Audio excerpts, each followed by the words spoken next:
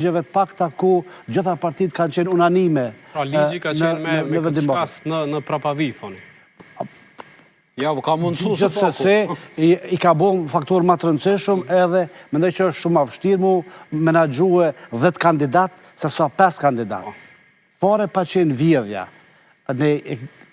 Unë që merem kogja shumë e politike dhe për cjell, e kam kogja probleme gjithë 10 kandidat kom e votue, dhe një numër i madh i votuesve nuk i votojnë 10 kandidat, pastaj vinë shprehje komisionert, cilët i plotësojnë ato. Kur kësaj shtohet plus vjedhja, mendoj që kjo është një dëm i madh që i është shkaktuar procesit. Ajo çapo paralajmërohet është përveç thirrjes që organet të drejtësisë ta kryejnë punën e vet, edhe përgjegjësi politike pastaj jepet brenda strukturave.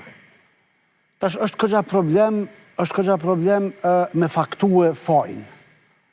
Sado që është simptomatike që ta zomë në Prizren, kush ka përfituar mas shumëti prej votave, njerë që janë tafërt me qendrat e partive në Prizren. Do të ashojmë që do tjetë në qendrat tjera, por se unë mendoj që ka qenë një skem kriminale e cila komisioner, po absolutisht, e cila komisionerve ju ka dërgu vazhdimisht informata ka duhet me orientue votat, sepse 6.000 vota ma shumë.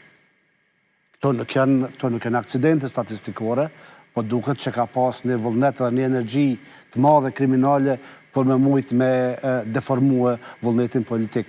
Është me rëndësi nëse këto vota nuk e ndryshojnë renditjen e antarëve të tarshëm në parlamentit, por me gjithat prekja se cilës vot e domton procesin, e domton besueshmërinë e qytetarit në proces që për demokracinë, sistemi zgjedhor, vota e lirë, është një prej atributeve kryesore. Dhe si e tillë mendoj që klasa politike, para se gjithash spari, do duhej që të merret me këtë çështje, të adresoj problemin, se problemi është atje. Është te partitë politike. Po në anën tjetër, edhe organet hetuese i shdeshme marrë me këtë çështje, sepse ato janë për këtë gjë, edhe kjo është një fenomen i cili po na përsëritet vazhdimisht dhe mendoj që organet hetuese do duhet që të ndërmerren masa